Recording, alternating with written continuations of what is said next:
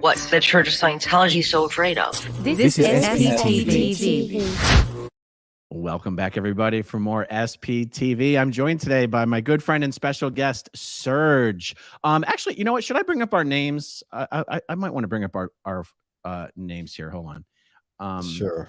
Sorry, guys. I'm being totally unprofessional about this because I'm looking down on the screen and I see you're actually using your full name there. Boom. There you go. Serge Delmar. How did I not know that's the last name that you used? Is that the last name that you use? So a lot of us, when we leave Scientology, have to refigure out our new identity. And it's actually kind of like a good process to shed off the past. So since my last name is actually Gill, that's my family name, but I have no association with my parents. And it just felt like I'm not from that family. And Delmar actually means of the sea. And since I was in the Sea Org, I felt that Delmar, I belong to the sea. So I belong to nothing. I just belong to the sea.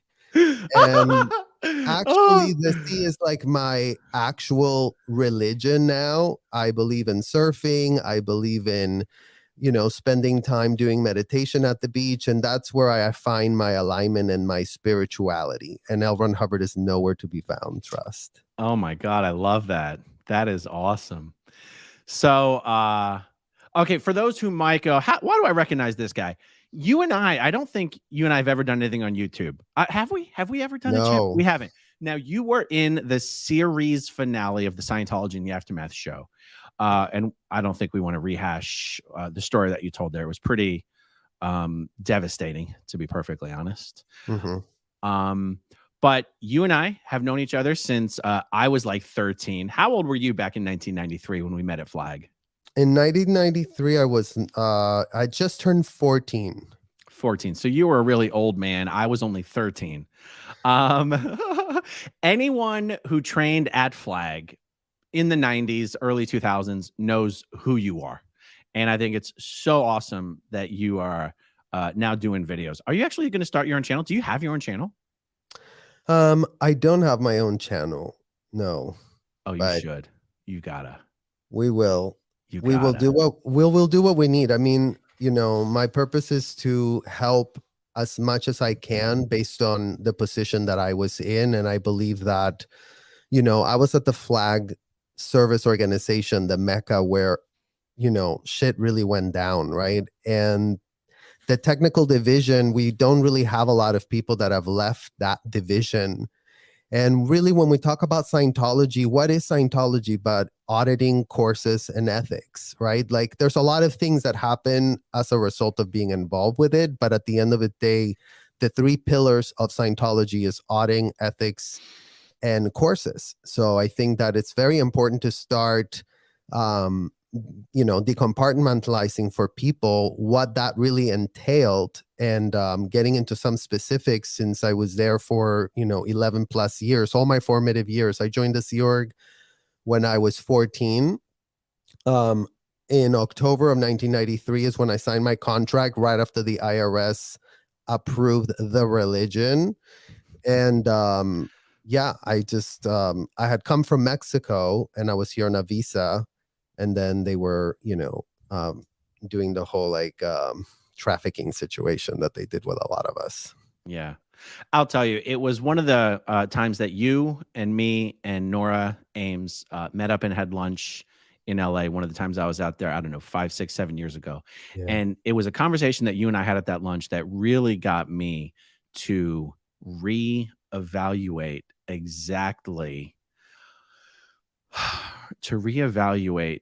some of the deeper meaning behind some of the shit that we as kids went through. It's almost like the analogy of peeling the onion. You leave Scientology, you're peeling the onion of the shit that, that you realize was wrong. Yeah. And so the stuff that you pointed out to me in that conversation, honestly, it had me devastated for a couple of days. A couple weeks. I think I was like crying for a couple of days, just because and I realized I'm short on details right here because I don't really want to get into all of it. But I was like, how is it that I've never looked at it that way before? So some really powerful shit. And one of the things that is unique to your experience Although I say unique, hundreds of kids have had the same experience, but Yeah. unique to the experience that you have Mhm. and that I shared, but to a little bit of a lesser extent, honestly, is you were a child who was trained and put in a position of auditing and interrogating adults about their sexual crimes. And that is like inception level child abuse, right? It's one thing to have things done to you. That's the most obvious level of abuse. And Mhm. you experience that.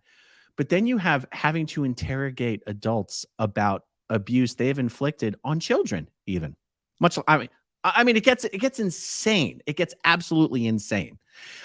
You were a young teenager when you were trained as a Scientology auditor and specializing in sec checking, security checking, that's Scientology interrogation, and you were known as the fixer when auditors and sec checkers could not get the person they were auditing or interrogating to spill their guts. You were the one who was brought in to get them to spill their guts. And that's what I'm saying. Anyone who trained at Flag in the 90s or the early 2000s knows exactly who you are.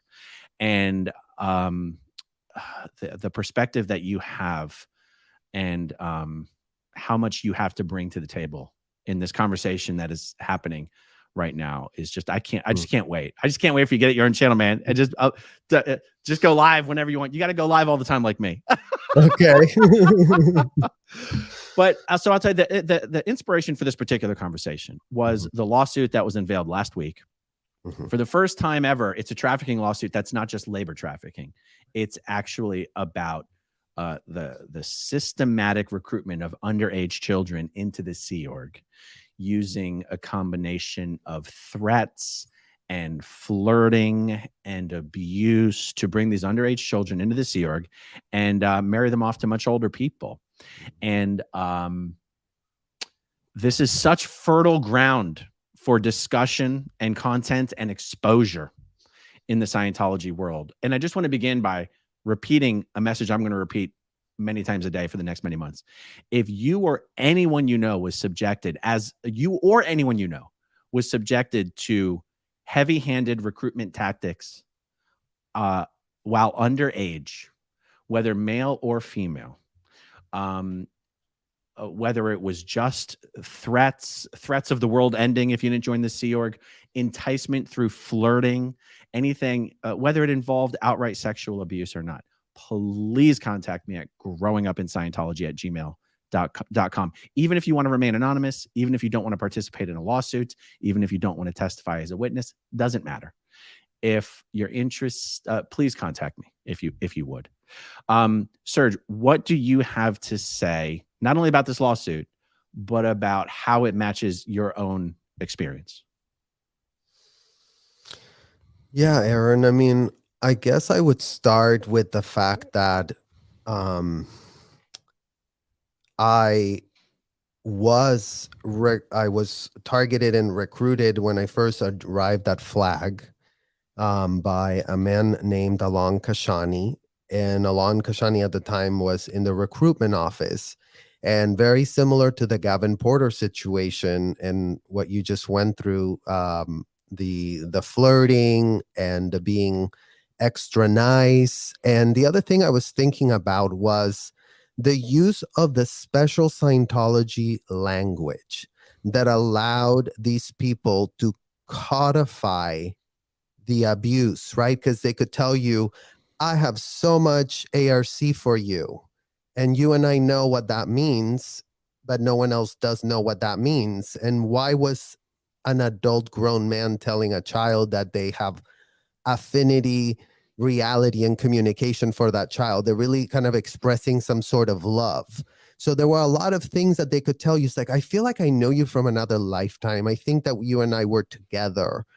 And so there were so many words and so many plays on words that could be used through the, utilizing like the L. Ron Hubbard ideology as a camouflage to disguise what they were actually doing in fact, right? And it's like, it's only taken us now, being on the full flip side to understand that the euphemisms that L. Ron Hubbard developed were absolute BS.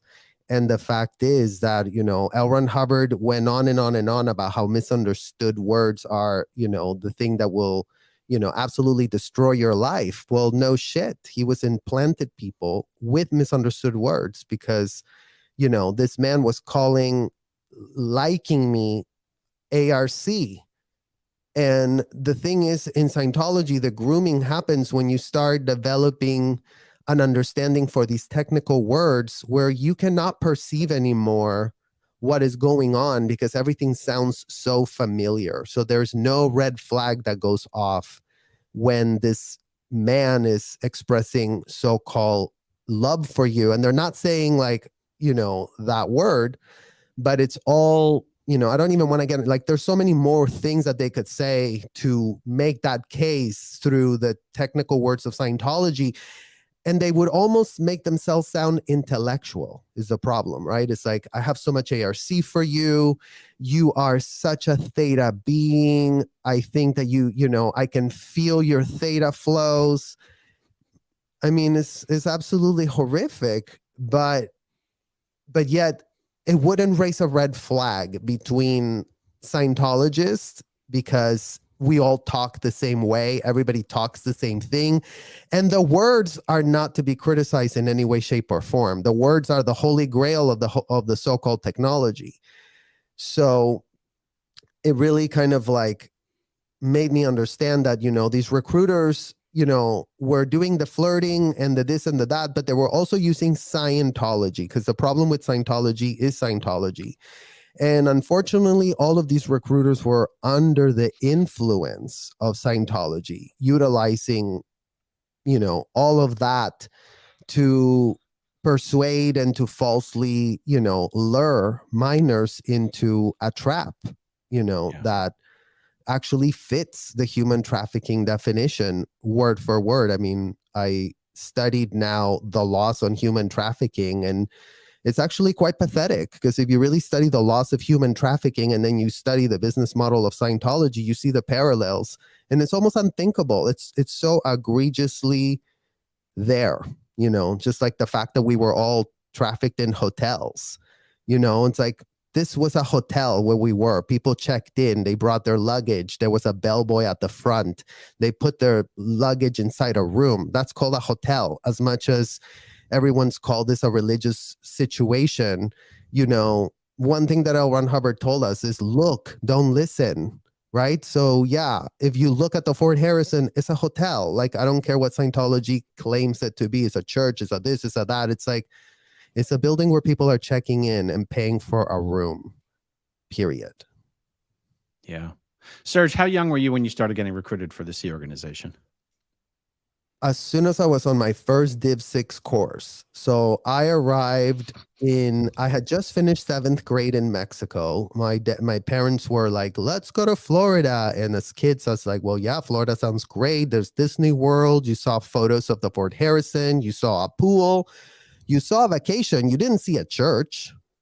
There was literally nothing church related about going to Florida. It was Disney World and the beach, Clearwater Beach, and a hotel where there was a pool. So I finished 7th grade. We go there for the summer, and I never come back to Mexico. I start doing I think it was like HQS or children's communication course, all those like basic courses. And at the time, these courses were being done at the Fort Harrison because in the very early 90s, they were still having like the HCCs in the first floor where everybody would get auditing, and the Div 6 course was right there. And I was, in 1991, I was like 12 or 11, and I had recruitment cycles with Janet Herring, the chief officer of FLAG. And at the time, she was actually the CO FLB. She was Debbie Cook Sr., and Debbie Cook and Janet Herring tried to recruit me in full military uniform. They ran around with bars here, and it's really sick because it's really a clown show at the end of the day. It's like, it's pretty clown that these women were dressed up in something that they weren't. And it's like as if they're playing like they're just like playing dress up, and but it had a psychological effect as me as a child, because I had these like two intense women yelling at me for, why aren't you joining the Sea Org? You're wasting your life. You're just like, middle class PTS. That's what they would call us if we wanted to do something that was not related to L. Ron Hubbard's agenda. So they had 101 million ways to throw, going back to the euphemisms, to throw these euphemisms at us. And it really kind of mirrors like, domestic violence, how domestic violence people abuse their victims, which is utilizing all these like code words and code ways to humiliate the victim. And the victim becomes so used to those words. So, now they can, when we say these words to people on YouTube, they're like, so what that they called you, PTS to the middle class? That doesn't seem that insulting. But as we know, being PTS to the middle class was considered something absolutely disgusting, right? So as a child, how are you supposed to like combat that, or say, I'm not PTS to the middle class, So I was pretty young. So starting at 11, they tried. My parents were telling me that I couldn't join the Sea Org until I became an auditor. So I was told to leave school. I would never return to school after 7th grade, even though I was absolutely mortified, because I was like, I'm not going to finish high school. Like, that's so gross. Like, that was my thought. I was like, I just thought how embarrassing to tell like my friends back in Mexico were like, oh, where are you going to school over there? And I was just like, oh yeah, I'm just going to school here in Clearwater. But I was not telling them that I was like, in Florida doing courses that had nothing to do with school. But, soon enough, as a kid, Scientology provided a school-like environment, right? So there were a lot of kids coming through to the summer. The ratio of teenagers and adults in those hotels are like no other building on planet Earth. I will literally ask anyone here on YouTube to find me a ratio of a commercial hotel or building where there's, 400 minors and 600 adults. Like, that type of ratio doesn't exist. Like, schools have mostly children and some few adults. There is no place like that Fort Harrison hotel anywhere. And these kids are living with adults who are not their guardians or parents as well. Well, and you're studying there, right? So it's like this weird quasi-campus converted hotel, and everyone, telling the people on the outside of the walls that it's a very religious environment, So it's like, it's three things at once. It's a church for the people that are outside. It's a hotel for the adults that thought it was a great idea to book themselves a vacation to Florida and check themselves in at the Fort Harrison Hotel.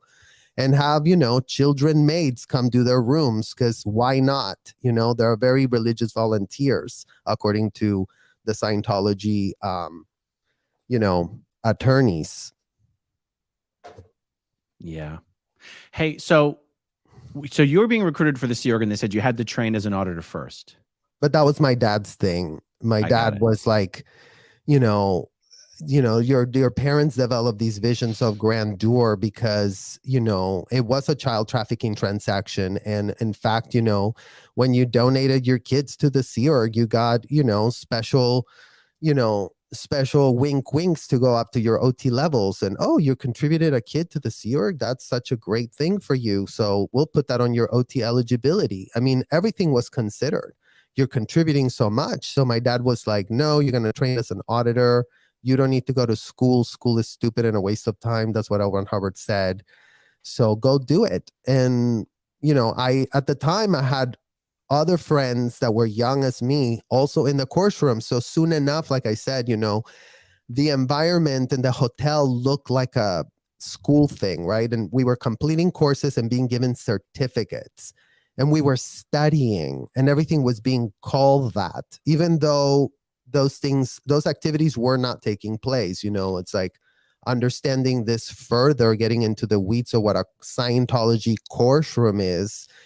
It's like, it's an abominable space. It's where, you know, these adults grab dolls and groom kids to desensitize them so that, you know, when they were at the hotel alone after they completed the 2-week course, it was not a big deal that they were like, how did you masturbate? And are you thinking of me when you're masturbating? And going into deep probing questions that the child would have been disciplined if he dared to miss the withhold of the adult. I mean, that's how, you know, when you think that it got really bad, then you go, how in the hell are you punishing the child for an adult that, you know, I mean, that was like, I just said that about masturbating because that was something that would come up all the time, you know, with me and my friends. And it was just so normal. It's like, you know, I had like my friend Natalie Galbiati, who was one of the most beautiful girls, and she also started at the HCC at age 12. She was this like gorgeous, like Kate Moss. her.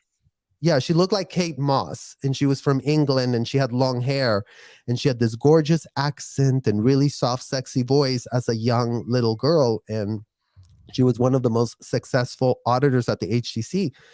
Well, you know, she would come out of session and then like, oh yeah, my PC just told me that he spent, you know, 3 hours masturbating, thinking about me. Ha ha ha. Like, it was a withhold that we floated. Like, it was all just so, we had these words going back to the euphemisms, right? It's like, and it doesn't make any sense. And now when we think about it, it's like, holy moly, like it doesn't make any sense at all. And actually, like, you know, what's going on there with the words and the cognitive dissonance is actually like extremely dangerous. Yeah. You know, people are becoming more familiar with the Scientology principle that there really is no such thing as a child, that we're all immortal spiritual beings. And if you happen to be in an 8-year-old body right now, 8 years ago, 8 years and 1 day ago, you were probably in a 70 or 80-year-old body. That you don't, Scientologists don't believe in child brain development. That they don't believe that there's that you have to even be a certain age to even understand right from wrong, to be able to consent or no consent. There's no concept of consent in Scientology. There's no such thing. There's no such thing. If you find out, I'm thinking of a specific incident I was told about. If someone confesses in an auditing session or otherwise to having abused a child, the only thing Scientology cares about is what does the law say in the country where this occurred. There's no inherent idea of morality. Like if there was a country where the law said the age of consent was 3, no Scientologist would ever get in trouble for going to that country and acting accordingly, because there's no concept of consent in Scientology. There's no concept of child. In fact, the word child is an insult. It's a derogatory term.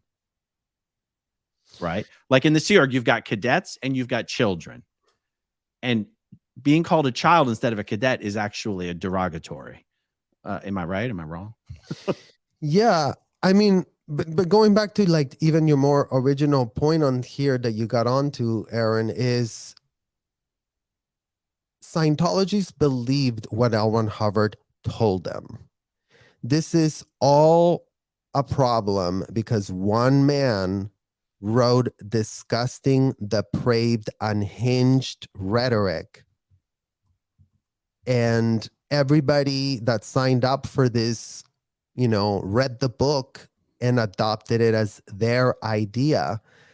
And, you know, that is truly the tragedy of the misinformation that was propagated by L. Ron Hubbard, right? Like he sold all his followers on, you know, dehumanizing themselves enough to adopt a viewpoint that only the most depraved psychopath would have. Like, you know, it's not like a spectrum here. If you have an adult who's gonna treat children as adults, that's called being a psychopath. That's not called having a religious opinion about something, because you have kids.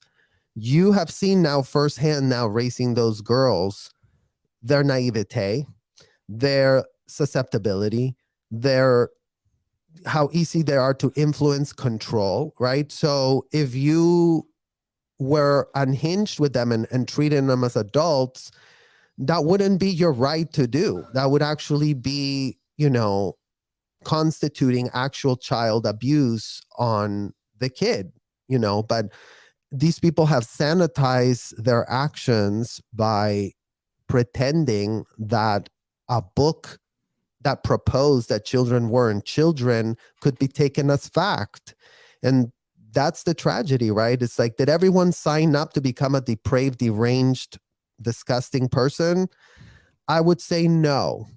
They thought they were going to do this. They thought they were going to do that. And that's part of the fraud and the scam contract that L. Ron Hubbard put out there for everybody.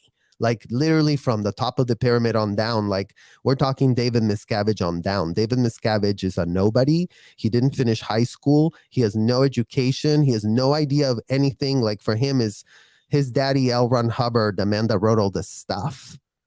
I mean, it's pathetic. It's truly, truly, truly pathetic because, you know, the one man that needs to be criticized the most out of anybody is L. Ron Hubbard. And the one man that does not get criticized enough in this whole entire conversation is L. Ron Hubbard. He's the maker, right? It's like everybody made decisions based on policies, right? Everybody made decisions based on technology even, right? Like that's what they called it. It was a technology. And installing that technology in your brain and making decisions based on misinformation, you know, always will result in you having a virus in your head and you acting unhinged just as much as you were taking crack and becoming completely disassociated from reality. You know, it's like that guest of yours called it like the reality distortion field. Yeah, no shit. You know, everyone's in this like reality distortion field because the euphemisms of L. Ron Hubbard are the things that got everyone there, right? Like it doesn't matter. It's like you could have been Mother Teresa and you would have ended up in the same exact place. You could have had the best intentions for everybody, but the minute you start following the L. Ron Hubbard recipe, because again, it's a technology that you have to follow 1, 2, 3, 4, you get busted if you even altered a single word. So then it becomes a situation where, you know, these people are effectively drones and they are possessed by an ideology that isn't their own. So do they all want to be deranged and disgusting and evil towards children? You know, I would almost argue that they didn't want to, but by de facto and by association, L. Ron Hubbard co-opted it into them, you know, and by making them sign a contract that was never in the end user's best interest, they've ended up with the short end on the stick. And, you know, we can ask Danny Masterson how that's working out for him right now. Yeah, for sure. You know, it's crazy. I mean, the idea, like, I want to go back to this idea of children like yourself being trained and put to work as a Scientology auditor. Now, in the real world, the closest approximation I can come up with is if you had a child being a therapist, right? And the thing in Scientology is, like, it would be inconceivable to almost anyone watching to think, who would even want a child to be a therapist? Like, what on either end of the equation? But then in Scientology, what you have is this weird thing. This goes to what you just said of maybe they didn't want it when they signed up, but it was sort of programmed into them. As a Scientologist, when you have a kid, everyone is pretty much hoping, thinking, wishing that your kid is a reincarnated Scientologist. And as a Scientologist, you're hoping that if you do enough Scientology courses and you get enough Scientology auditing, you're going to have a full and total recall of your previous life. So pushing your kid to do Scientology auditor training at a very, very young age is actually this sort of reinforces this idea. Well, of course, he's being training as an auditor at a young age. He was an auditor in the past life that he just finished. It's almost like, almost a Scientology virtue signaling. Look how young my kid was when he started his auditor training. We all know what that means, right? Like, and it's almost like it's divorced from the idea of whether a child should or should not perform the role of therapist. It's actually a completely different subject. It's almost Scientology virtue signaling to get your kid into mainline Scientology services as young as possible. And I think maybe I'm giving them too much credit. I think they don't even have that second thought of, but wait a second. We all know what comes up in our auditing sessions. Would we want a child to be the auditor for other adults' auditing sessions? I honestly, Serge, this is one of the things that you brought up in the conversation that we had many years ago in Malibu or whatever it was, that I was like, how did I never think of it that way? It never dawned on me when I was in Scientology that it would be a form of child abuse to force them to act as a confessor to adults who, no matter what the subject of the auditing session is, almost every auditing session at some point or another gets into something sexual. Almost. Well, you have said the word confessor, you have said the word therapist, and, almost every can end up in a thing, right? So confessor, we weren't confessors, we were interrogators. It's one thing for you to come in and confess what you want to confess, right? If your daughter comes in and confesses, she's like, Dad, I did something bad, blah, blah, blah. If you bring your daughter in and you have a set list of questions that you're interrogating her on, she's not confessing. You're interrogating her. You're asking her, is it this? Is it that? Are you this? Are you that? So none of these sessions were ever anything to do with confessions. These were interrogations by definition, going back to like L. Ron Hubbard can go clear himself the definition of what an interrogation is. So he stopped calling it confessional because it wasn't a confessional. It was an interrogation. You have a set list of questions where, they went in as far as, putting Class A felonies there for people to self-admit to those felonies. Like, again, that's like, go call the police and ask them if somebody comes in and they say, I want to confess to rape, this is what I did, versus they being grabbed, locked up in the room and not allowed to leave. And you have to answer these questions. And if you don't answer these questions, we're going to start punishing you more and keeping you here.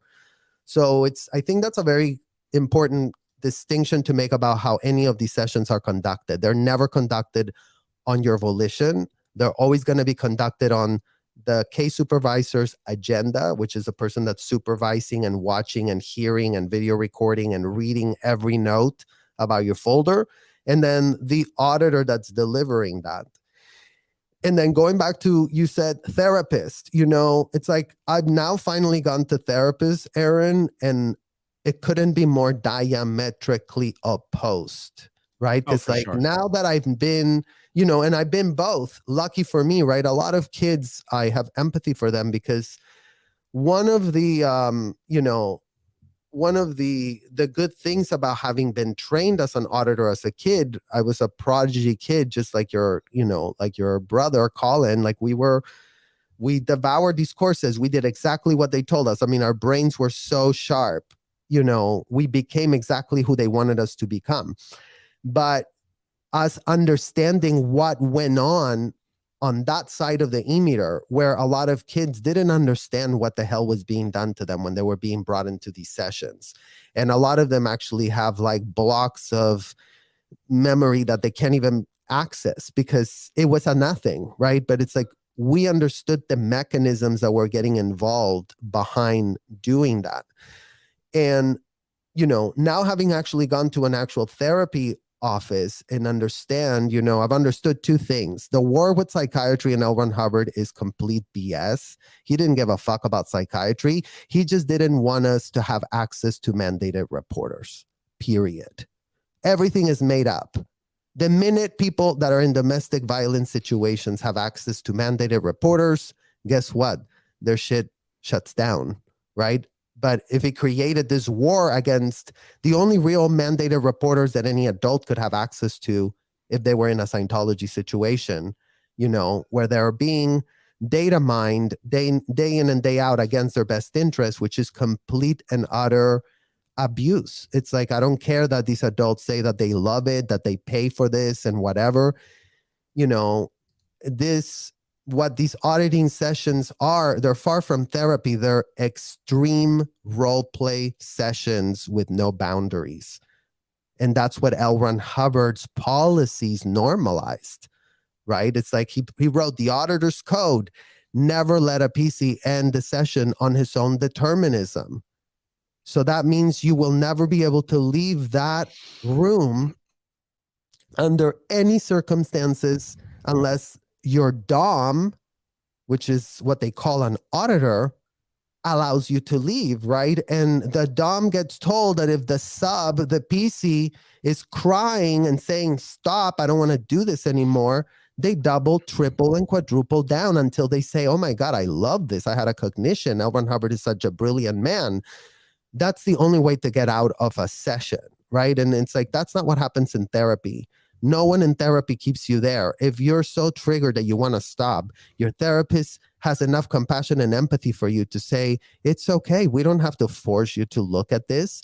Oh, you don't want to deal with this? It's okay, right? As much as they were selling us freedom, you know, these sessions have nothing to do with freedom. These sessions are all about humiliation, domination, sadomasochism, and disgusting things that are all the byproduct of a deranged, disgusting man called L. Ron Hubbard that, again, does not get criticized enough because everyone's, you know, so busy, you know, trying to figure out what's wrong with this whole picture. How can all these people be doing all these horrible things? But they're all under the influence of one thing, L. Ron Hubbard policy that's dictating every single one of their thoughts. I mean, their intelligence has been fully hijacked.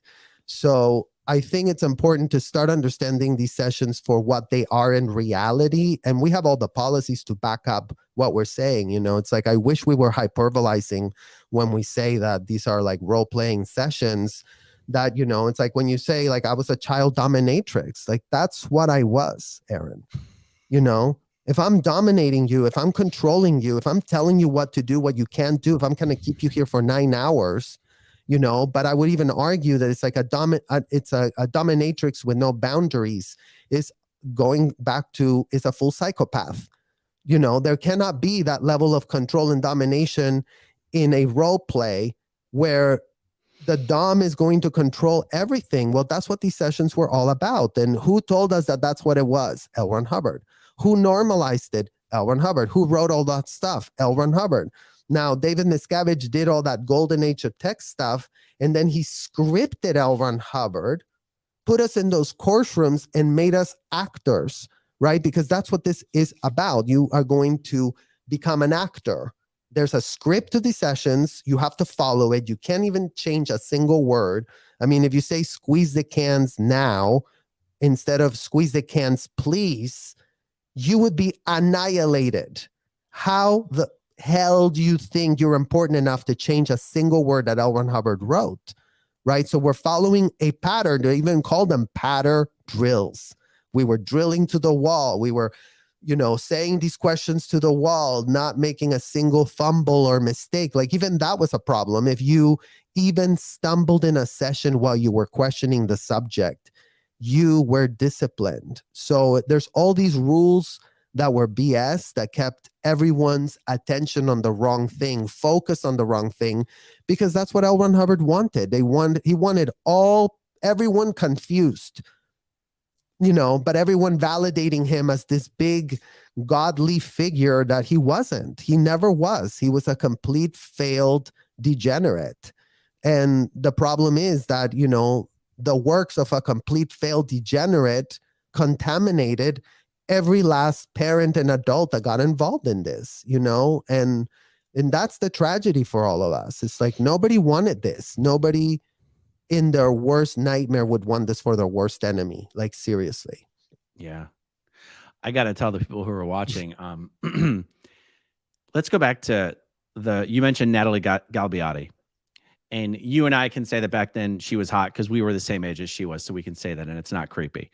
You had Natalie, who was 15 or 16 years old, tall, hot, highly trained professional auditor at Flag. They would put Natalie on the cover of the Flag magazine, which goes out to every Scientologist and organization in the world. Now, there's one thing rich Scientologists can do at Flag and other places. You can pay extra money to pick who you want to audit you. Normally, if you show up and you're paying normal rates, you get whoever you get. You can pay preferential rates to pick your auditor. Okay, so imagine they're sending out a magazine with this young, underage, attractive girl on it. And flag is where auditing is the most expensive. So you have rich Scientologists from all over the world going, I want that auditor. And then one of the things you mentioned, that when you're getting an auditing session, you're not allowed to leave. You're not allowed to leave. Neither is the auditor allowed to leave if they don't like what's happening in the session. Mhm. And a pre-clear could easily, this happens. This is not hypothetical, mess with the auditor by constantly getting off withholds. Like you could sit there and be like, oh yeah, I jerked off to you last night. And Natalie would have to go, thank you for telling me that. What exactly did you do? As the auditor, she has to interrogate you about the details. And then if your needle doesn't float, she has to ask you for an earlier similar time you did something like that. And so you could have a pervert just totally getting off on saying these things right to Natalie's face. And Natalie has to keep going. Now, let's take another situation that I know.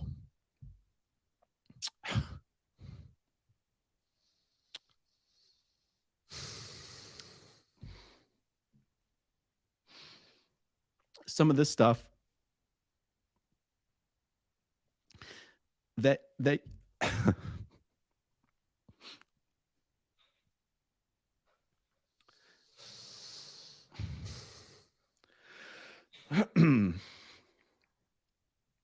I know you had to go through with Marcus on the RPF, where you're having to audit him and he's telling you all the horrible sexual things he did to you in his past lives. And you have to sit there and go, thank you for telling me that. What else is there to it? Time, place, form, and event, everything. Earlier, similar. And this is how auditing goes when it's being done correctly. This isn't an abuse of the process. This is the fucking process. Now imagine letting your child be trained as an auditor, knowing that that's how auditing goes. And I mean, that's again, Aaron, you know, just so many parents fell for this because it wasn't just Natalie, it wasn't just Colin, it wasn't just me, it wasn't just Iride, it wasn't just all these minors that were there doing the same thing. And that's what didn't raise the red flag at the time. We weren't in a campus full of adults and there was only us, the few far in between. It was, you know, outer trainees. How many of the outer trainees were minors? I would say like a good 45%. Hundreds. You know? It was hundreds. Well, 45% of them. So, you know, yeah, they had 500. So out of 500, at least 200 plus were young. Like we're talking 18 and under, not even like 21 and under. Like if we go 21 and under, then we go to a whole other percentage. But I'm talking like 18 and under, you know, 12-year-olds, 13-year-olds, 14-year-olds, 15-year-olds, like kids that have no business doing courses of L. Ron Hubbard. Because, you know, going back to your point, it's like, it's the courses that drove everyone insane. It's the courses that normalized all these abominations. And, you know, at the time, it all looked so polished and technological and advanced and legit. But, you know, there is nothing less legit that, you know, this abusive courtroom environment. And, you know, you cannot even think of another situation where, you know, adults would get to drill with kids with dolls. Because, you know, we're going back to the point of how did Natalie get to ask these men about the masturbation? Well, she was drilled and drilled and drilled with a doll in the courtroom. This was the scenario. That's what they called it. Drill this scenario. They even in fact, when you're doing the auditor training drills, the highest gradient of the drill is pretty much always just throwing a bunch of extremely vulgar sexual stuff at the auditor so that they would learn how to keep a straight face and stay composed during all that kind of stuff. I mean, it's literally how the auditor training is done. And there's no different rules for kids. That's the thing. There's no such thing as a kid in Scientology. There's no two sets of rules. You know, when I got to flag, well, you were there, but when I got there, I think Marcus, no. Germar Probst was the HCI co-audit supervisor. Yep. There was this, I swear to God, she must have been 12 years old. This little Italian girl. She spoke like French and English and Italian. And she was already on her class 4 auditor course. I mean, well, I was class 4 by 12, Aaron. I had finished class 4 by 12. So, and you have 12-year-olds now. So, what that age looks like and who they are, right? Yeah. So there is no excuse at all. And you just mentioned co-audit. So just so everybody understands what co-audit is, and going back to how all of this gets, number one, glamorized, normalized, it's through that process, right? And the co-audit, all of these interrogations are being done in a room where you have like 30 or 40 people all connected plugged to this e-meter machine. They're all being asked these disgusting questions in front of everybody, and everyone can hear. There's no privacy. There's no wall. There's nowhere you can hide or nothing. Like, everybody hears what's being said in the room, and it's being done in this sort of like group environment where, you lose that element of like, well, this cannot be weird because it's being done here in plain sight. Like, it must, so by the time they take you alone in the hotel, which is even worse, you the whole time you're thinking like, oh my God, I wish I was special enough to go into the hotel getting the sessions. Because, as a child, like, these adults sell you this ideas that, oh my God, wait until you get in session. You're going to find out so many things. You're going to become so able. And they sell you on all these like fake things that you're going to get out of it. But like, everything was normalized in this co-audit course room. First, you saw it had done to you. Then they took you over there, and none of it ever felt right as a kid, as it wouldn't, because, going back to, everything is forced on you. The minute the auditor says this is the session, they own you. You cannot say no. You cannot say next question. You have no lawyer present. I mean, even criminals get someone to field over their interrogations when they're being interrogated. I mean, think about that. The fact that society affords a criminal an advocate that can say, well, wait, or, time out, or you can ask that question to my client or whatever. Like, in Scientology, this is a full-blown deposition with no one around to field nothing, with people that just completed a 2-week course in a hotel. Repeat, for those in the back that can't hear, that Scientology is run in hotels and commercial buildings, so stop calling them churches. It's true. They're not, they call them churches. They're freaking hotels and buildings. It's literally commercial buildings. Come to this commercial building and get interrogated like so. And by the way, everything's going to be video recorded, which brings this abomination to a level that, you cannot even explain what it looks like to watch someone get interrogated and go through all their human emotions from being, these sessions got extreme, Aaron. And as you said, everybody was drilled and prepared for, like you said with Natalie, like, people would get into extreme bouts of rage with you. They could get angry, throw the cans in your face, get physical with you, assault you. It didn't matter. Anything that happened was your responsibility. It's on you to remain completely pleasant, because like the auditors that are trained into being like these like fake dominatrix, like they're never allowed to have a single emotion during the session. In fact, if they show they're a little angry at the PC being angry at them, they will suffer horrific discipline behind that. It's like, you violated the auditor's code. You got angry at the PC. How dare you? That's right. And they put you in these impossible situations where it's like, you just become a token, you become a nothing.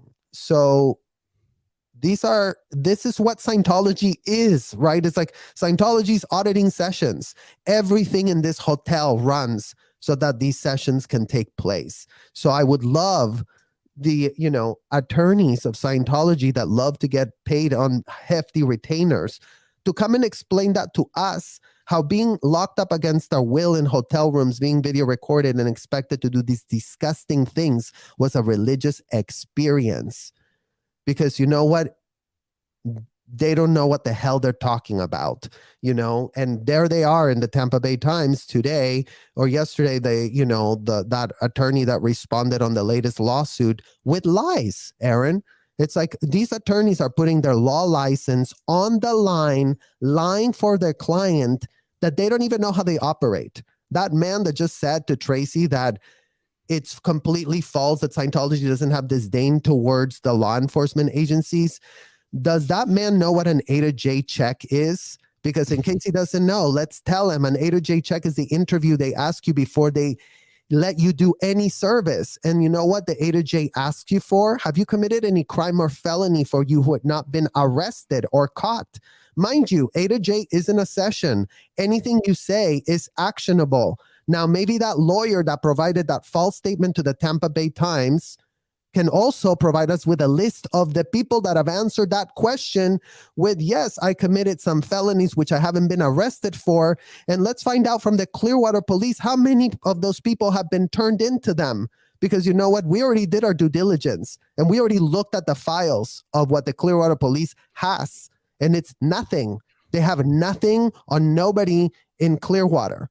So if you have a hotel that runs this interview on anyone that steps foot. Now, mind you, this interview is done whether you're a 30-year-old Scientologist, whether you just started, whether you just want to begun, whether you just came back. This interview is done to make sure you qualify each time. So these people are finding out if you committed a felony every single time they're with you, and nobody gets reported to the police. In fact, they double and triple down monetizing, selling programs to handle the things that come up in the A to J check. And going back to that point that you made, Aaron, it's like, yeah, Scientology doesn't care unless, about the law, unless it could be a problem from there in that state, in which case they consult with attorneys and they send the subject across state lines or to other countries so they can run out their statutes of limitation. So the attorneys are the puppeteers. The attorneys are the corrupt, disgusting people that need to start answering what the hell they're doing defending L. Ron Hubbard. Because you know what? Maybe they never picked up a book to read who the hell they're representing. They're not representing David Miscavige. David Miscavige didn't write a single policy. So going back to David Miscavige is a nobody. And, he'll hate me for saying that, but it's the truth. He's a nobody. The ones that are a somebody are the case supervisors in these offices that are conducting these interrogations, that are video recording themselves, and that are literally there playing God from their 2-week course completion to play fake lawyer, right? Because if you're asking somebody if they committed a felony, it's like, what certifications, sir, do you have to be listening to this information and then arbitrating what to do with the information? Turns out none. They have no legal background at all. They literally just have, but we have L. Ron Hubbard. Well, L. Ron Hubbard, the American religious deity that no one can criticize because, God forbid, we infringe on a First Amendment right. I mean, how stupid does anybody think we are at this point? You know what I mean? It's like we've come a long way. Yeah, we were gaslit. Yeah, we didn't know. But, it's like at this point, I see it as our job to be advocates on behalf of anyone that's under the influence of this man. Because you know what? It's like nobody wants to be taken advantage of. And we need to be advocating for them because they don't know any better. Their critical thinking skills were ripped out of their mind, right? Because they got punished. You got told, you have a misunderstood word. If you dare to criticize L. Ron Hubbard, it's for your stupidity. And if you still want to criticize L. Ron Hubbard, then it's because you have a withhold. So there's always something wrong with you when your critical thinking skills and your intuition comes up. So that's BS. That's not a system that aims to help anybody except for L. Ron Hubbard, who's still puppeteering everybody from above, from his grave, literally. The only problem that David Miscavige has is that him and Monique Yingling made L. Ron Hubbard a religious person. Like L. Ron Hubbard could have died and we could have all never even met or had this YouTube channels of had not, we would have had normal lives. Because, you know, he died in the 80s. By that time, all of our childhoods would have been left intact. You know, it's like the only reason we are here having this conversation is because they went out of their way to defraud the IRS, to submit false paperwork about who L. Ron Hubbard is. The government officials are too lazy to do a shred of due diligence or read what those policies were proposing. L. Ron Hubbard wrote it in a way so that they couldn't understand it, right? Only us that can read through the code know what it is. And, you know, it's a full-blown fraud that has nothing to do with helping a single person. Yeah. Yeah. And these things that we're talking about, like you said, this is not some special type of abuse that only occurs under David Miscavige's watch. This is institutionalized. This is standard tech. This is the kind of stuff that we're talking about. This is business as usual. This isn't like, it's not like the stuff we're talking about happens and someone goes, oh my God, this is terrible. Someone has to report this to David Miscavige. This is the shit Miscavige would never even hear about because this is how it's supposed to go. And that doesn't mean Miscavige doesn't know about it. It means this is how it's supposed to go. It doesn't rise to the level of alerting someone. This is business as usual, not just in Clearwater at Flag. This is at any Sea Org base. The truth is, in any Scientology organization, it's just most of them are so small and so failing that they don't even have one auditor, much less, you know, an attractive underage auditor. I mean, do you know what I mean? So this particular type of stuff we're talking about happened mostly at Flag. Okay, fun fact, and I just have to show it to you. Chicago. I mean, Scientology still sending me mail. You can't get off their mailing list. I literally just got this yesterday. Look what they have on their promo from Chicago. So what exactly are we looking at here? Some young guy, whatever, handsome guy to recruit, because it's saying times like this need people like you. I joined staff because Chicago needed to take off, and I knew I could make a difference. Being on staff has been the most stabilizing experience in my life. Nick Sakala. So now they're using Nick Sakala to recruit and bring people in.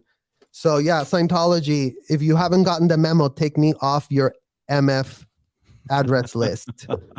I'm still getting your BS. I mean, how many decades has it been since I left and you're still sending me BS? How can I get back on their mailing list, Serge? I've been trying to get the magazines. Well, you know, but yeah, I don't really get any good stuff. I just get stupid stuff. So, you know, this stuff about, you know, kids and receiving auditing and doing auditing, it's not necessarily the same subject as this lawsuit, but I feel like there's a relation here between these things, because the fact is, you might go, well, why are these Sea Org recruiters going after 12-year-old girls, 13, 14, 15, 16, and boys? It comes, and why would the parents even allow it? This idea of young Scientology kids being reincarnated high-level Scientologists is used to sort of pressure and shame parents into feeling degraded if they were to object to their young Scientologist child being turned over to the Sea Org. Like, what? Why would you oppose this? Like, you must not even believe Scientology.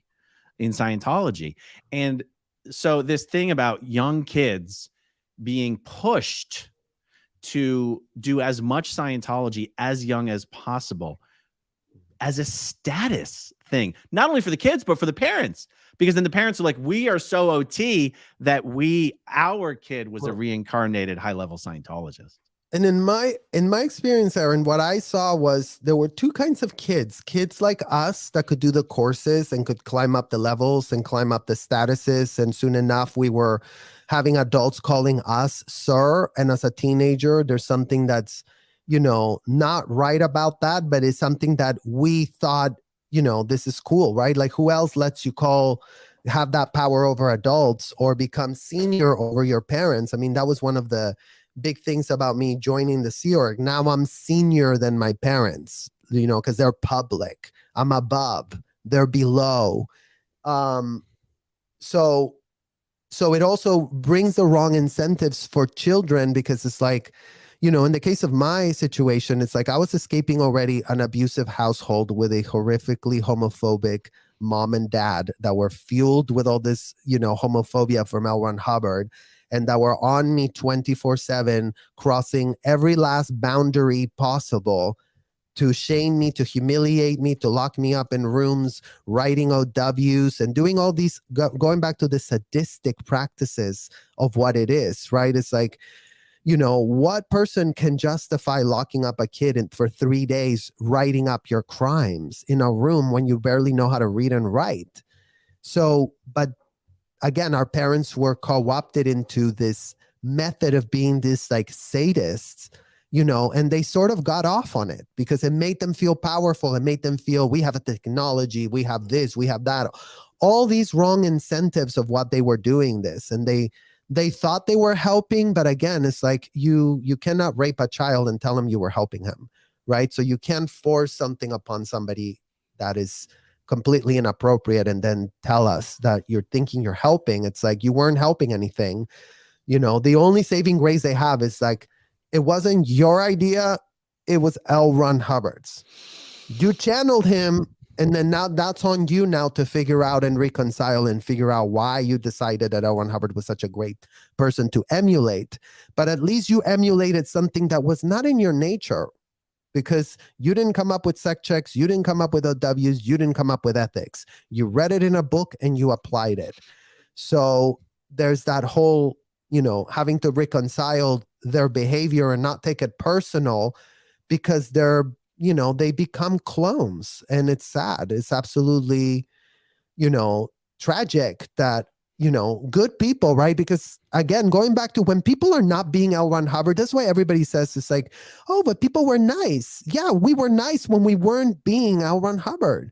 But you cannot be L. Ron Hubbard and be nice. You cannot apply the tech and be nice. You cannot be doing what those books says and be nice, because the book's premise is dehumanizing, and the book's premise is a false superiority complex over other people and domination that isn't healthy and isn't natural, and it's actually very dangerous, and when you bring it to kids, it's unthinkable. It's like, it's one thing that our parents could have been very kinky into extreme role plays and get off on it and be okay with, yeah, I'm okay with no limits. You can just do whatever with me here. I'll pay you for it. I'll sign all the paperwork. Here I go. But what are you doing there with your 5-year-old? What are you doing there with your 12-year-old? Why are you signing up your 15-year-old to get this too? To your point, it's like, everybody knows what a session is, right? We don't have a situation here where it wasn't Larry Nassar. Everybody thought we were going to the doctor, and then it turns out that there was a one person that was doing dirty stuff behind closed doors. Here, L. Ron Hubbard stuff is dirty, period. And as long as people are role-playing that rhetoric, they're literally doing something very disgusting. Yeah. I like how what you said about the incentives, the incentive structure, the incentive in Scientology. The incentives are such, social incentives. The incentives are such that kids are pressured, forced, and pushed into situations that are harmful for children. And I genuinely believe most Scientologists haven't even given it a second of thought, or maybe they did and they quickly buried it and they never had it again. But honestly, what do you think? Well, it's hard when you start understanding how the brain protects you, because before I could only see it black and white, sort of like prosecutor style, sort of ethics officer style, like we did in Scientology, right? I was like, they did this, they're horrible. Like, how could they have done this? But or how can they not see it now in the hindsight of the aftermath? How can we still be like, we have like somebody like Debbie Cook, how can she still be collecting checks and not really like having a reckoning of conscience and developing enough self-awareness to be like, oh, you know what, this wasn't a good idea, like I shouldn't have done this. Angie Blankenship, the same thing. But it's like their brains are not allowing them to see the level of depravity they were involved in, because it's not in their best interest. This is true OT3 data. When you find out that everything was a scam, like you can ask everyone that's had an awakening and left, it's like, when we were in Scientology, we were all numbed. Like we didn't feel anything.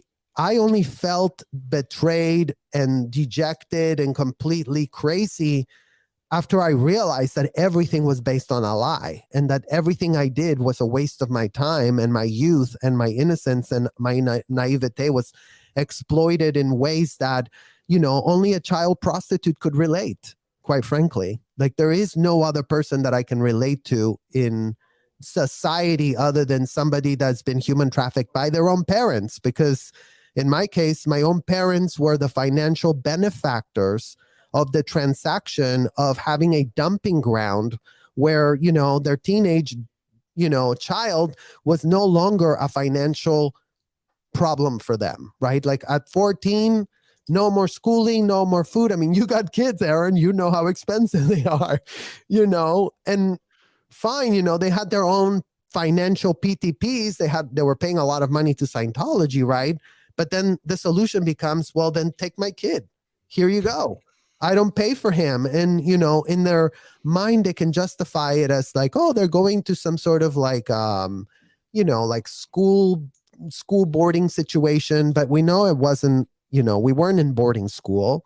We were actually slaves by definition. We were having to call people sir. What other person calls someone sir? Literally, like, unless you're like some lowly slave, maybe like if you're in the military or whatever, but it's like, we're talking about like minors. We're talking about children calling adults sir and reverse, right? Because it's like, then they had the adults that had to call me sir because then I was above them. And it just creates this like horrific culture of narcissism and abuse. And it's all wrong. It's all, and it's also ridiculous. For what? For what? Like, it's all just so insidious. Yeah. I think you've said many years ago that as long as if Scientology, if the government were to pass some rule that anyone who's underage cannot be subjected to Scientology auditing, and to me, I would agree with that. Like, but I question whether the government would ever, whether a mechanism even exists in order to implement such a thing, or whether the protections baked in for various religious organizations would prevent such a thing. Well, the problem though, Aaron, is nobody in the government has a shred of a clue of what we're talking about, right? Like we're talking about what happens in the auditing sessions.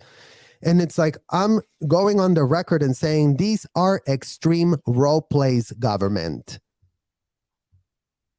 Children were subjected to extreme role plays. How can you be running a Clearwater, Florida hotel where children are locked up in rooms against their will, being interrogated, abused, psychologically tortured? I mean, we were on a machine strapped. We couldn't move.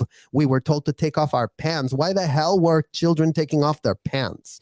There's so many disgusting things that happen in that session that, if anybody wants to convince us that sessions are religious experiences, I welcome the debate anytime. Please bring it on. I know every last L. Ron Hubbard policy that dictates the depravities, because, I was co-opted, I was trained. I mean, we were in spy school, right? Like you call me the fixer. That's what I was. I was trained to be an intelligence asset, right? With the same level of whatever the KGB does to their agents, to just completely be like, okay, the mission, whatever, like, I don't care, blah, blah, blah. That's the level of conditioning we had. Never mind that we were children, and that's why we were fearless. Like no one could instill a shred of fear when I was in that session behind that e-mirror machine. And going back to like, the government doesn't understand that, because the problem with the American government is nobody bothered to do the due diligence on L. Ron Hubbard. And it's not just the government, it's the, mainstream media institutions, the New York Times, who decided to give L. Ron Hubbard the best New York Times bestseller. And it's like, did you bother to read the book? Anyone at the New York Times? Hello? How do you think my parents got recruited? It's like, oh my God, I have this book from the New York Times bestseller. And it's like, did anyone at the New York Times read that L. Ron Hubbard was saying that, girls can be kissed and they shouldn't be reacting if they did? Well, you gave a platform to a full degenerate that was trying to mainstream, rampant pedophilia. And you know what? He got his way, because look at these hotels. Look at how things operate. Look how everyone is running around playing dumb, pretending that they're doing a religious experience when you just said it. It's like, why do you have Natalie Galbiati, a young, hot girl, in the cover of your magazine to as a honeypot to lure more people that want to be asked questions about disgusting sexual things, and that is what auditing is. It's through and through. It's like, and the reason that I say that, Aaron, is L. Ron Hubbard said that withholds are the reason his stupid ass technology just disintegrates, right? Like, if you just have one withhold, and the technology cannot be applied.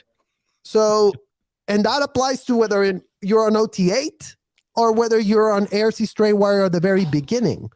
So now you're going to tell me this incredible and magical technology falls apart if you just have one single secret from somebody, and that's how these sessions then do turn into this, like, well, what are you not telling us? What are you withholding? La, la, la, la, la. And, and the truth is that these auditors can give themselves license to go wherever they want. Like, they're never going to get disciplined for asking a sexual question, because what if that was the area of withholds, right? And it's like, and in the case of teenagers that were having like their hormones changing and becoming sexual, because that was what was so ridiculous about this too. You were having to, like, experience yourself sexually, but you were surrounded in this environment where it wasn't for you to be, figuring out any of this. We never had innocence. That's the point. We were, L. Ron Hubbard infantilized all the adults and adulticized all the kids. So I would love the government to explain to us, because this is a problem of America, Aaron. It's like, America, the land of the free, slavery is abolished. Well, you know what? How was I brought from Mexico, made a slave in America, if it's supposed to be abolished in this, like, literally the 20th century, right? Like, we're talking recently, people. So we need the government to stop playing dumb. We need people to start doing the due diligence on L. Ron Hubbard, who is the source of everyone's criminal intent, is the source of everyone's derangement, is the one that's normalizing all of these abominations, and he has no valid reason to pretend he's somebody. That's where we need to get to. The tech balls are all BS. The e-meter is BS. Everything is BS, like literally everything, because all of that gives this like aura of validity, right? It's like, oh, well, you don't know all these policies. Maybe that's why you don't get it. But it's like, you know what? You don't need to know those policies. All you need to know that L. Ron Hubbard wrote the auditor's code, and just that policy alone allows people to lock people up against their will. So just learn that one, mainstream media. Start learning who L. Ron Hubbard was, instead of capitulating to every, sanitized BS lie that, Ben Shaw and the rest of the people at OSA put up, because they don't have any critical thinking skills to be like, oh yeah, maybe L. Ron Hubbard isn't who he said he was, because nobody's thinking about it like that. Everyone's still giving L. Ron Hubbard this full benefit of the doubt that he cared about humanity and he wanted to make the world a better place. L. Ron Hubbard was a degenerate and an unindicted runaway felon. That's who he died as. So you're going to tell me that an unindicted runaway felon is a godly figure that no one can criticize? I mean, again, like, we were not born yesterday, people. Like, please. Oh my goodness. I want to provide just, and we'll wrap it up here in a few minutes, but I want to provide some further explanation on what you said about take off your pants and the hotel rooms, because this is one of the stuff that you mentioned up when we had that lunch in Malibu many years ago, that I was like, oh, come on, Serge. And then the more I thought about it, the more I was like, uh-oh. Okay, so the hotel room thing is this.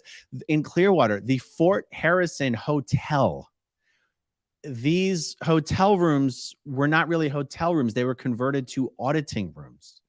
And in an auditing session, you're not allowed to interrupt an auditing session. So With literally you're going massage into tables. With massage, each room had a massage table, by the way. That's right, because it was supposed to be an assist table. And you're going into a locked room in a hotel. And when you, in the beginning of an auditing session, when you pick up the cans of the e-meter, the auditor has a certain procedure to make sure you're connected to the meter properly. That almost always includes loosening your pants. Or if you're a woman, loosening or taking off your bra, untucking your shirt, taking off your shoes, taking off your socks. Some people would just take off their pants. And you're in a, don't forget, you need some hand cream. So now imagine you're Natalie Galbiotti.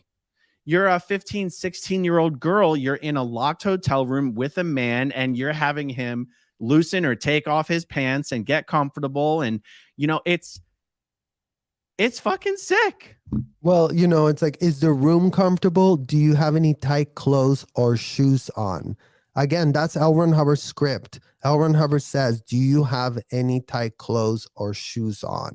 Mm-hmm. So, why were, and people would take off their clothes, put blankets over themselves. And it's just sick. And then when you go into the session too, when you said locked hotel room, also when you go in session like that, immediately that sends a signal to the thing to start recording. And the person never knows if they're being recorded, who's watching, who else is watching, how this is being shared. But that's really like the highly toxic aspect of this, because, we're talking about these people are gathering evidence by videotape, by copious notes that are contemporary. So there is no plausible deniability, right? Like, this is not, the church confessional model where things weren't being video recorded, notes weren't being taken about those confessions. And there was no exact system of how the interrogations went, because the Bible doesn't say, ask somebody if they committed a felony, but L. Ron Hubbard does. So, because again, L. Ron Hubbard didn't develop any religion. He developed a technology, and he just called it religion because they wanted the tax write-off.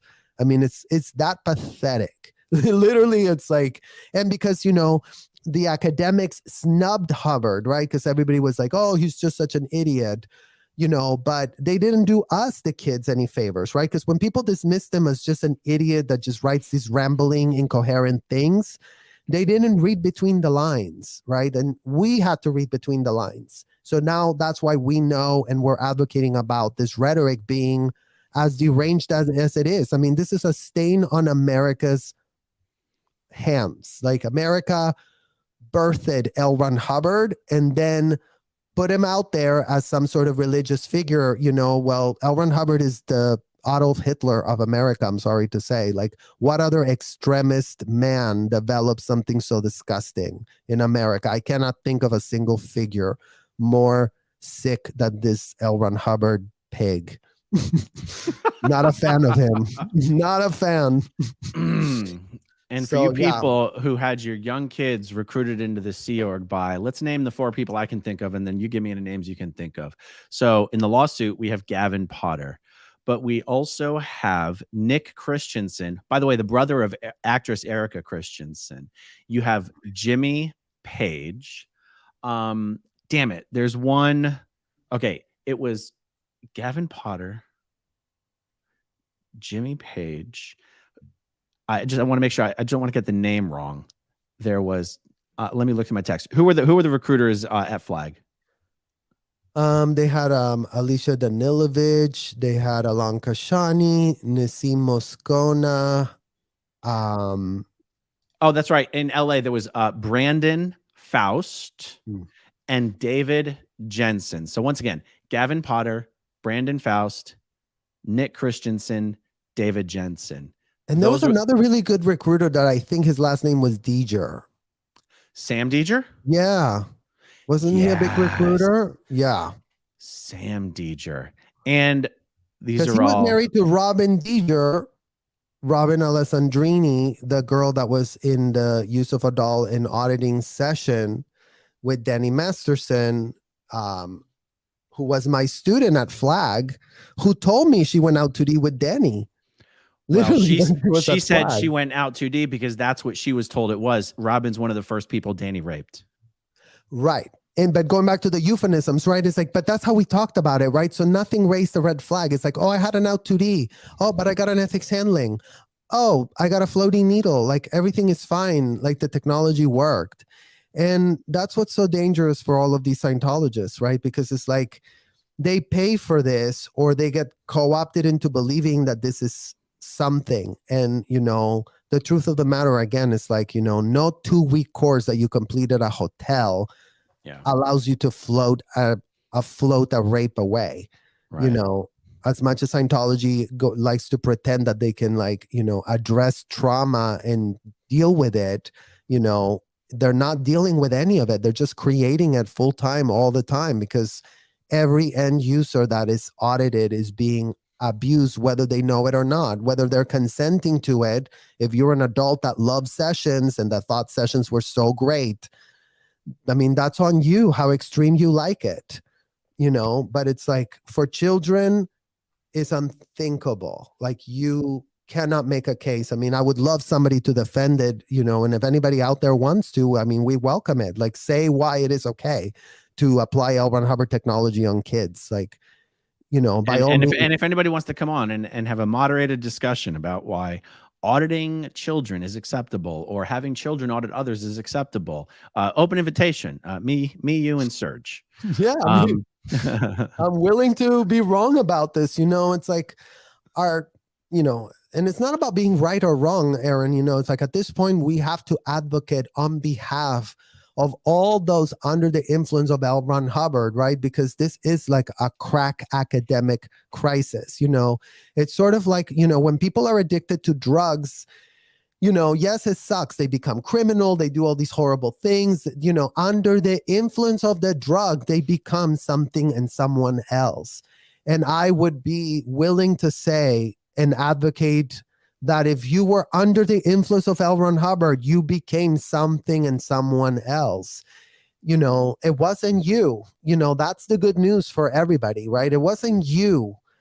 But now you have to reckon with how many years you gave to this, how much money you've donated to this, because they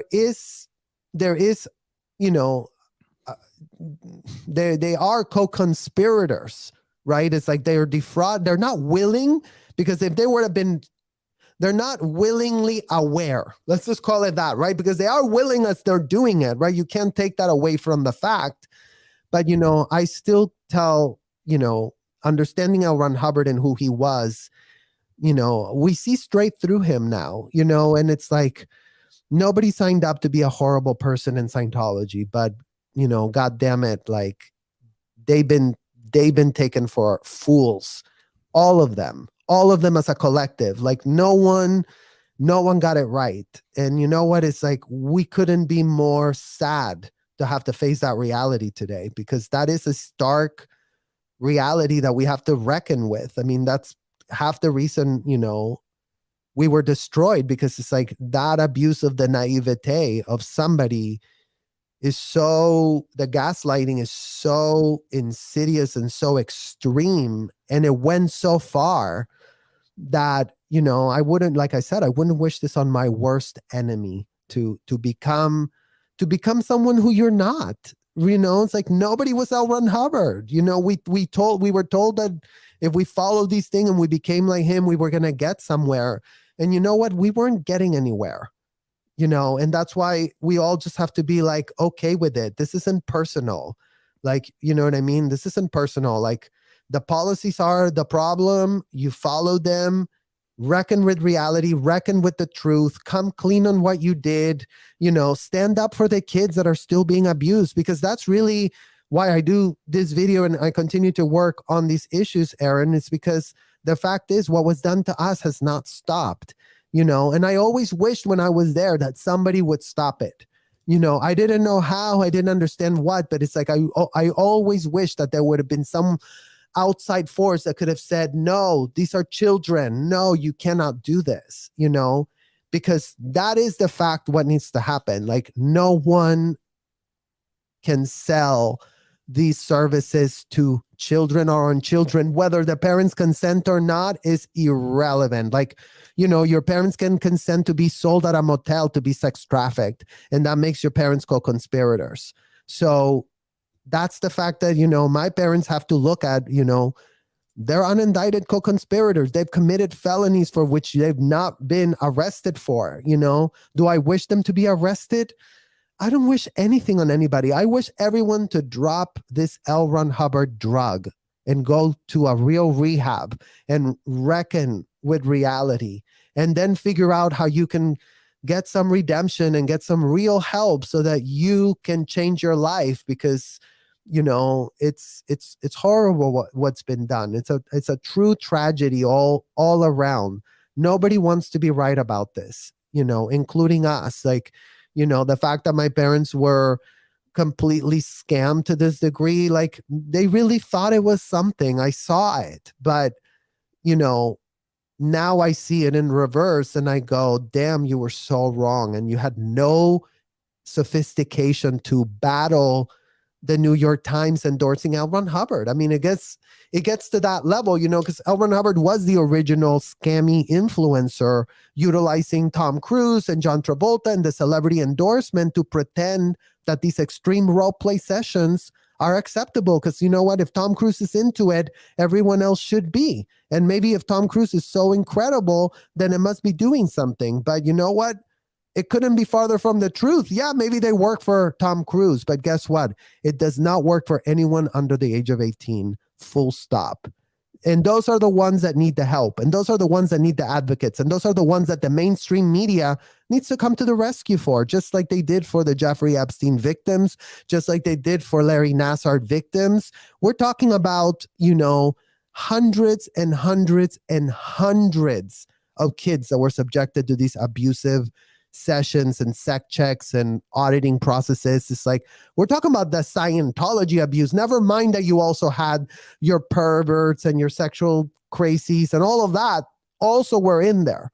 But if you even just take it to the basic of just how much auditing kids were given and how that's unacceptable, it's like we can start right there, because that's, like you said, it's systemic, institutionalized.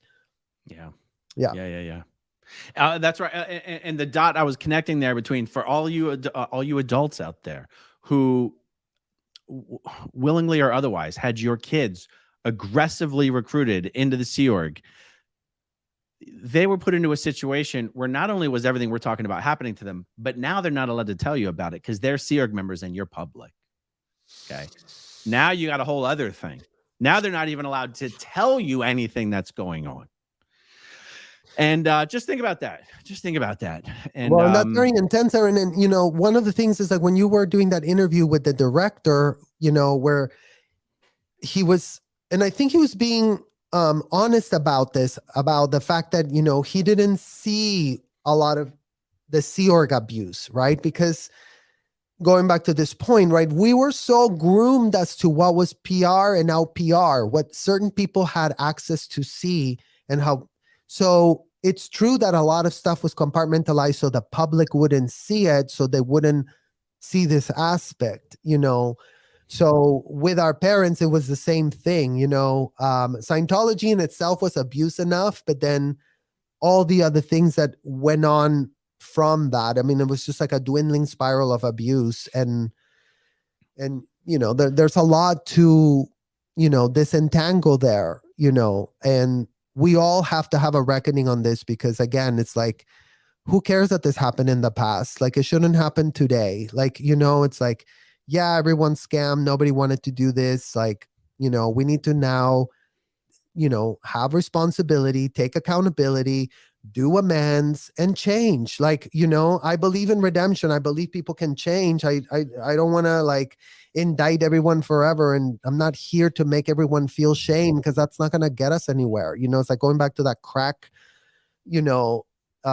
example, you were on crack. If you were taking L. Ron Hubbard, you've been on crack, and you've been addicted to him. People got addicted to these sessions, Aaron, right? Because it's like, all of this cognitive dissonance of like, oh my God, the session is going to make me feel so good. And when they got into the session and after 5 hours of abuse and this and that, they somehow went into this like, oh my God, I just figured it all out, right? And then it was that big fake high that they would get, and then they would think that they had some sort of epiphany or some sort of breakthrough, when in fact it was just more gaslighting and more just going in that hamster wheel, going nowhere. And, it's like we can advocate on their behalf now because they don't understand it. And, they don't want, their brain doesn't want them to understand it yet because nobody wants to know that they were part of this level of fraud when they didn't sign up to be that. Like Jeffrey Epstein and Ghislaine, like the people that were hanging out with them, they knew kind of what this thing was about. And Scientology was all about child abuse, but I would argue that the people that got involved in it weren't there because they were like, oh my God, how can I abuse children? Some of them filtered in, and then we had people that were full-blown child abuse, but 98% of them weren't that. But they became de facto that by being co-opted into becoming an L. Ron Hubbard drone. And then, like, how sad, how sad that you gave up so much of your life and you sacrificed so much in this idea that you were going to do something so big as, why did I last in this year 10 years? Why did you last in this year as much as you did, Aaron? Because we thought this was something, we didn't think it was nothing. So we have compassion and empathy for the people that have to wake up to this. But, the sooner we confront what needs to be seen, the sooner we can come up with ways to dismantle it and undo it. That's all. We just don't want the cycle of abuse to continue unchecked because there's no reason for it. That's the beauty of humanity, right? Our intelligence allows us to, to see things differently now and to build the resilience and to build the intelligence to be like, oh, this wasn't okay. And, finally I'm able to see it like, oh, I'm not taking any of this personal because it wasn't, it was just, again, going back to the, I think my main theme on this podcast has been the who and the why is L. Ron Hubbard, period, full stop. So start looking at what L. Ron Hubbard wrote and what part of that you should be criticizing now that you could give yourself that level of empowerment, because why not give yourself the power? L. Ron Hubbard took it away from you because he made it illegal in his little hotel to criticize him. Well, now you're out of the hotel, go to town with it, figure out all the things that were proposed from that actually ruined your life, that should have never been like that. Because the more you realize that and the more you corroborate that, the more you add to the motion of all of us that, are trying to change public sentiment, which, Abraham Lincoln said was the most important thing to do, right? Like legislature is superseded by public sentiment. And right now we have this BS legislature where it's like, oh, the arbitration and the religious of this and that. But it's like, I've seen the SP community. Nobody wants to know that children are being abused and no one's doing jack all about it, and if we have to bypass their parents and say, hey, hello, stop. You don't have the right. I think you do, but you actually don't. You don't have the right to force your kid against his will, and shut down Mace Kingsley like ASAP. I mean, right. Those would be, if I had a message to David Miscavige and all his executive proteges and every last Scientology parent out there, 3 things: stop auditing kids, stop giving kids ethics, interviews, handlings, or anything like that, and stop giving kids courses. It's not okay. It's not allowed. It's inconceivable. This is a XXX rated rhetoric. So if you're 21 and over and you want to, get your L. Ron Hubbard freak on, by all means, go ahead.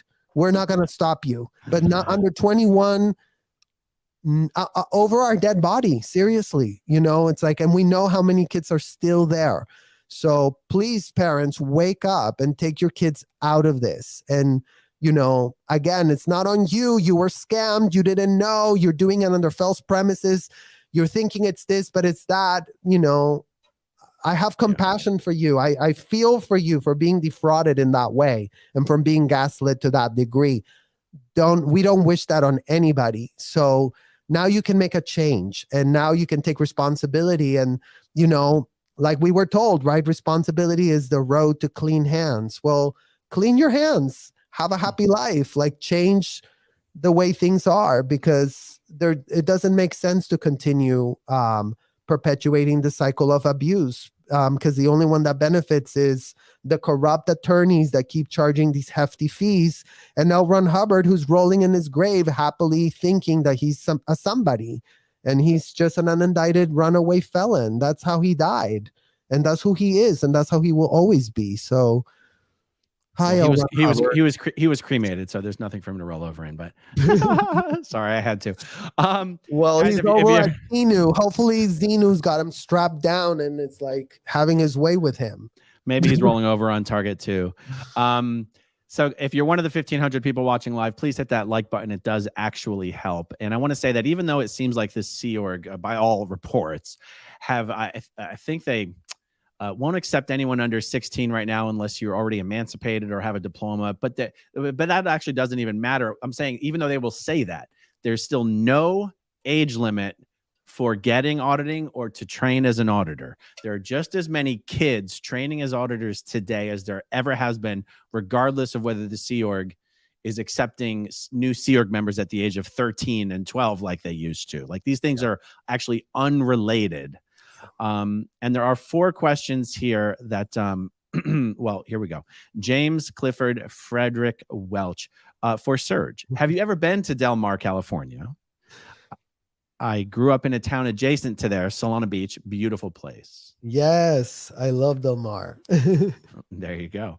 Sarah S. Serge, can you share what it was like to be Latin in a mostly white organization founded by known racist LRH? Gracias y que Dios te bendiga. What does that mean? Thank you. Yeah, I feel very blessed on the flip side of everything. Que Dios te bendiga, God bless you. Oh, by the way, Serge is definitely white passing. Come on now.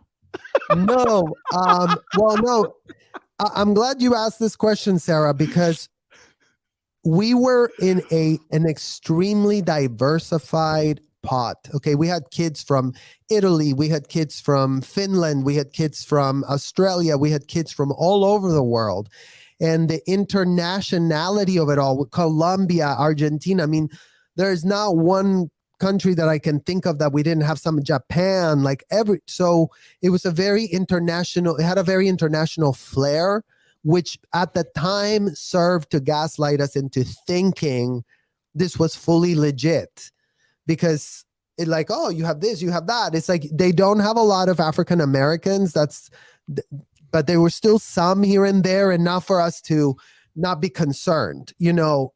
But yeah, it's definitely a supremacist. Can I say something controversial and give you an opportunity, either tell me how I'm wrong or let's finally get this on the record once and for all? Yeah. L. Ron Hubbard might have been a racist. Scientology is not racist. Agree or disagree? Well, you know what? My parents were very racist, you know, and again, and too. The thing is, Aaron, but the thing is, well, my parents were Latin, but the thing is, the racist to the degree is like, you know, the fact that let me clarify. I didn't say Scientologists aren't racist. I know a lot of racist Scientologists. And L. Ron Hubbard certainly does seem to have been a racist in his personal life. But would you agree that Scientology does not teach racism? Or agree or disagree, whatever you feel. Well, the only disagreement on that would be that, you know, as long as you're calling somebody a WOG is a form of shadow racism, because okay. But that's changing the definition of racism, though, because anybody can be a WOG. Any race can be a WOG. Well, yeah, but if you had like, people were judged based on their looks, first of all. If you were very hot and successful, then you were great, right? But if you were, so maybe that, you know, maybe it was more to do with that. You know what I mean? Like, because they would only focus on looks and success. Like if you were ugly and a bad race, they would completely be racist about you. They'd be like, oh, that's a DB, that's a disgusting person, we don't care about you. Like, you know, and in fact, like even like in the organizations, people were posted in different places based on their looks. You could not be in public lines and be ugly, so they would send all the ugly people in, and no one's ugly, but it's like they had all these horrific like body shaming things, and they're considered down stats, and people are very much shamed for their body and them. So yeah, it was a horrible environment. I don't know what I would call it, but it was horrible. I hear you. Stacy wants to know, have you been fair gamed? You know what? My husband's family is long-term law enforcement connections. His father was an LAPD officer for a long time. And I think, the PIs of Scientology have figured out that it's not a good idea to come and fair game me. So I have not been fair gamed. And they would be best served to not screw with me, because I have a lot of law enforcement in my family now. And I feel very, very, very safe, more secure than I've ever felt in my life. I'm good. Awesome. Andy Fabulous, can Scientology auditing help gang members get straight? I mean, look, Scientology can force you to become something. They can mold people. Like, that's the thing. Like, if you're a gang member, they could mold them into a Scientologist if they really had their way with them. Serge, now, Scientology couldn't make you straight. Oh, but...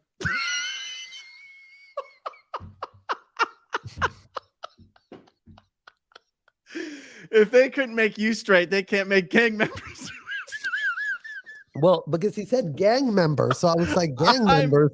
I figured kidding. I was thinking like Cribs and the Bloods. I'm like, did they recruit some Cribs and the Bloods people, and were they putting them on the straight and narrow? No, you understood it correctly. I'm making a joke. Oh, yeah. I mean, if they couldn't make you straight, what chance do they have with the Crips and the Bloods? Come on now. All right, moving on.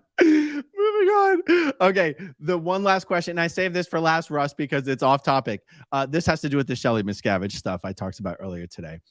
Aaron, all the police cars and detectives use electronic fingerprint machines since the early 2000s, and they have them in their vehicles so they can check immediately to see if someone is lying, and you don't get prints at the DMV. Serge, do you know?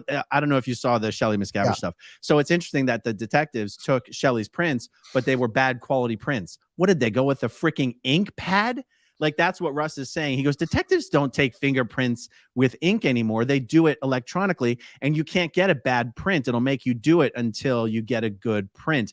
This is a very interesting thing that I'll have to follow up on it and see what's going on. But thanks, Russ. That's why I saved it until the end, even though, honestly, this was one of the first chats almost 2 hours ago. Well, everyone, thank you for joining us.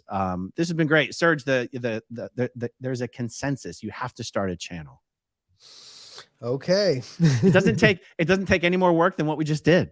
So it doesn't. Well, I'm always willing to answer as many questions as I can. Like what we said, we're all coming forward so that we can rectify the mistakes of the past. What happened to us doesn't need to happen to any one more child.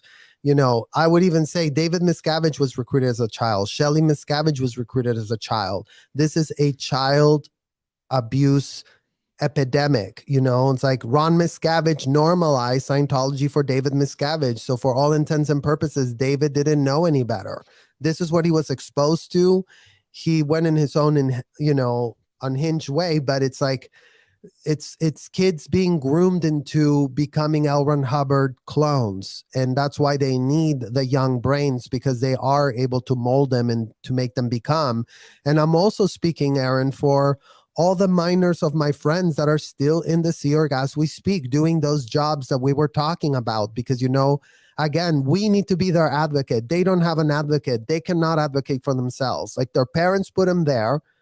Think about it. Like, their parents put them in the Sea Org. They cannot advocate against that. A lot of them have been given exorbitant freeloader debts. I mean, I have my friend Luke Burns that has been there now for like 20 plus years. And it's like, how much money would he owe them? And I just want to say, like, Luke, get out. My friend Chris Zea, my cousins, I have cousins that are still in the Sea Org, Brenda and David Gonzalez, Alondra Rodriguez, Jackie Rodriguez that's married to Mike Rinder's Ben. Oh, Yeah, my cousin is married to him, and it's like all of these were young kids that were recruited into these hotel operations, and they need to be rescued. They need to be helped. They need to be looked after. You know, everybody needs to be looked after. You know, it's like at the end of the day, this is a health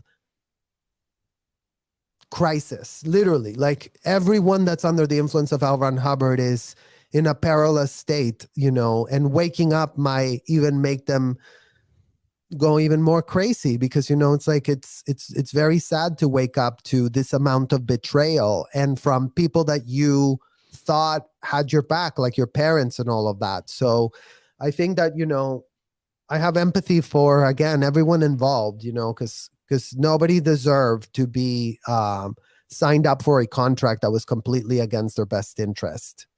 So yeah. absolutely. All right, let's do this again soon. Anytime you want to chat Okay. about anything, hit me up. Sounds good.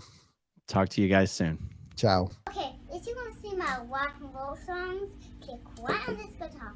And if you want to see a different one of my videos, oh, dancing for my love, then you could click right inside here. If you have subscribed or not, subscribe right here. Bye.